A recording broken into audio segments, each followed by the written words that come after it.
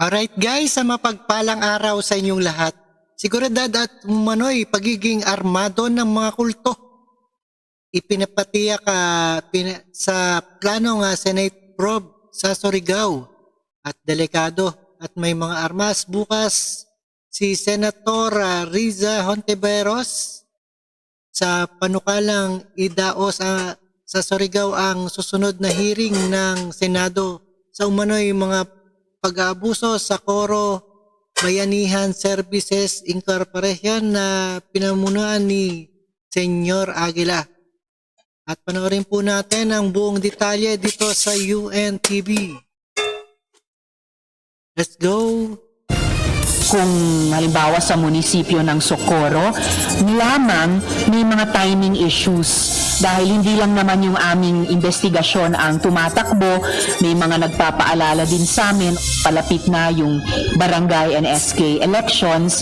Bukas sa Senate Deputy Minority Leader Riza Hontiveros na gawin sa Surigao del Norte ang susunod na pagdinig sa alegasyon ng pang-aabuso sa loob ng Socorro Bayanihan Services Incorporated o SBSI.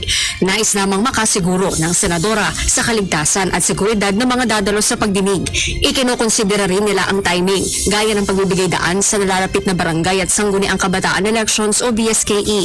Narinig po natin halimbawa sa NBI noong unang pagdinig na pati yung pagpapadala nila agad ng kanilang mga ahente ay kailangan muna ng assurance na hindi sila mapapahamak. Sinabi ng NBI, alam nila ang SBSI ay armadong grupo at kayang lumaban.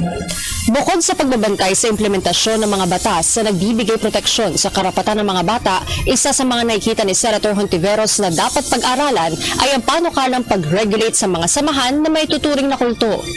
Ngunit ayon sa senador, hindi dapat ito masagasaan ang religious freedom ng anumang grupo, kundi nakasentro lamang sa mga organisasyon na tila iniiba na ang layunin at talamak na ang pang-aabuso. Kinikilala kong karapatan ng mamamayan mag-organisa, pero kapag iniba ang kalikasan nito para maging kulto, no, na may charismatic personality, na nagde-demand ng fanatical na pagsunod sa kanya, kapag may mga excessive na pag-uutos at pagpaparusa, kailangan talaga questionin yan.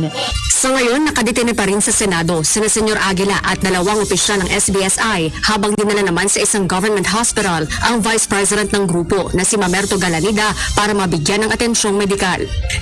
Sa pangangalaga na rin ng Department of Social Welfare and Development ang ilang biktimang menor de edad at ilan sa kanilang mga magulang na umalis mula sa kapihan. Harleen Delgado, UNTV. Alright, napanood po natin na seguridad at umano'y pagiging armado ng kulto. At mahirap punta niya, baka magkagulo. At ipinatiyak na planong Senate probe sa Surigao. At please don't forget to subscribe this channel, Rob Drip and UNTV. And peace out.